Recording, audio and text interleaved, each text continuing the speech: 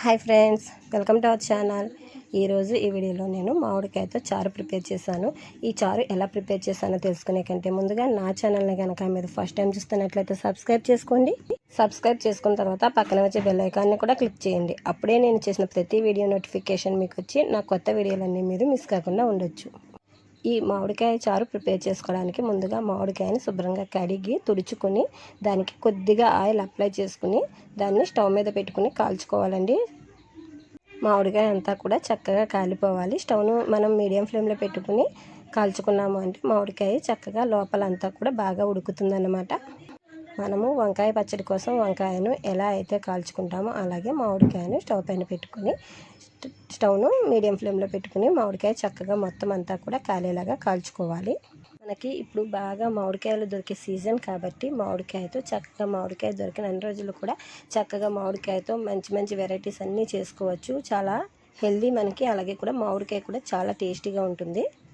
మనకి ఏ సీజన్లో దొరికే ఫ్రూట్స్ కానీ వెజిటబుల్స్ కానీ ఆ సీజన్లో మనం తింటే మన హెల్త్కి చాలా మంచిదన్నమాట. కాబట్టి మనకి మామిడికాయ దొరికిన రోజుల్లో కూడా మామిడికాయని ఏదో రకంగా మనం డైట్లో ఇంక్లూడ్ చేసుకుంటే మన హెల్త్కి చాలా మంచిది. చక్కగా కాలిపోయింది మామిడికాయ. ఇప్పుడు ఈ మామిడికాయను ఒక ప్లేట్లోకి తీసుకున్నాను. ఇలా మామిడికాయను ఒక ప్లేట్లో పెట్టుకుని దానిపైన నీళ్లు చల్లుకోవాలి. ఇలా నీళ్లు చల్లటం వల్ల ఏంటి అంటే మనకి తొక్క అనేది చక్కగా ఈజీగా ఊడి రావటం కోసమని ఈ నీళ్లు ఇలా చల్లుకొని మూత పెట్టేసి అది ఒక 10 నిమిషాలు అలా వదిలేసి ఆ తర్వాత మనం మూత తీసి ఆ తొక్క ఒలిచాము అంటే చక్కగా తొక్క అంతా కూడా మనకి మామిడికాయ గుజ్జుకి అతుక్కోకుండా తొక్క ఈజీగా వచ్చేస్తుంది. మామిడికాయ తొక్క అంతా తీసేసాం కదా. ఇప్పుడు ఈ మామిడికాయ కొంచెం చల్లారిన తర్వాత దాన్ని ముక్కలా కట్ చేసుకుని తీసుకుందాము. చక్కగా ఉడికిపోయింది, చూసారా ఎంత చక్కగా ఉడికిందో మామిడికాయ. ఇలా ఈ మామిడికాయని మనం చిన్న చిన్న పీసెస్గా కట్ చేసేసుకోవాలి కాయ అంతా కూడా.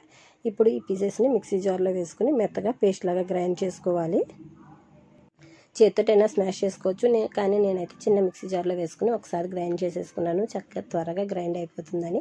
ఇప్పుడు ఈ పేస్ట్లో మనం మామిడికాయ పులుపు ఎంత ఉందో దానికి తగినట్లుగా నీళ్ళు యాడ్ చేసుకోవాలి. మనకి ఎన్ని నీళ్ళు పడతాయో మన పులుపుకి చూసుకొని వేసుకోవాలన్నమాట.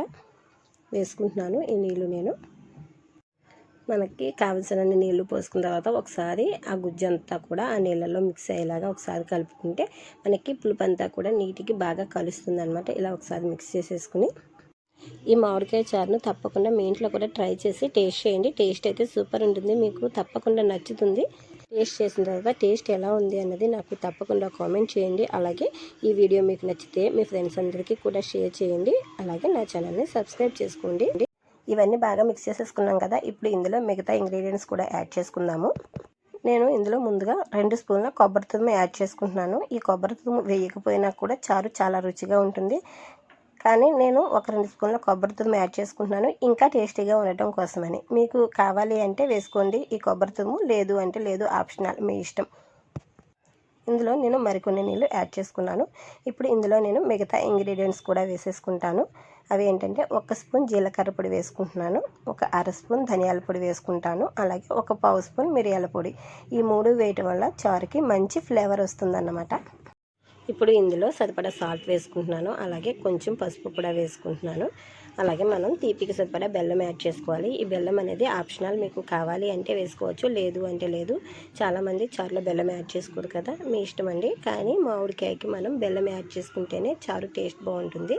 ఇప్పుడు ఇందులో సన్నగా కట్ చేసుకున్న కొత్తిమీర కూడా యాడ్ చేసుకుంటున్నాను. అలాగే ఒక 2 పచ్చిమిరపకాయలను కట్ చేసుకుని వాటిని కూడా వేసుకుంటున్నాను. ఇవన్నీ వేసుకున్న తర్వాత ఈ చారును బాగా మరగనివ్వాలి. చారు అంతా బాగా మరిగిన తర్వాత దీనికి పోపు పెట్టుకోవాలన్నమాట. చారు మరుగుతుంది కదా, ఇప్పుడు పోపు పెట్టుకుందాము. స్టవ్ పైన చిన్న ప్యాన్ పెట్టుకున్నాను. అది వేడైన తర్వాత అందులో ఒక 1/2 స్పూన్ ఆయిల్ వేసుకున్నాను. నూనె వేడైన తర్వాత అందులో కొద్దిగా మెంతులు వేసుకున్నాను, కొంచెం ఆవాలు వేసుకున్నాను, అలాగే కొంచెం జీలకర్ర కూడా వేసుకున్నాను.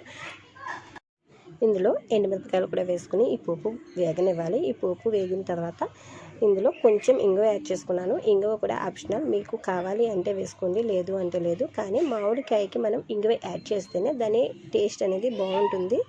ఇప్పుడు ఇందులో కరివేపాకు కూడా యాడ్ చేసుకున్నాను.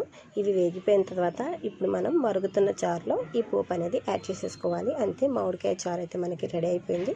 ఈ వీడియో మీకు నచ్చితే తప్పకుండా లైక్ చేయండి, షేర్ చేయండి. అలాగే ఇటువంటి మరిన్ని టేస్టీ అండ్ సింపుల్ రెసిపీస్ కోసం నా ఛానల్ని సబ్స్క్రైబ్ చేసుకోండి. Thank you friends for watching my video.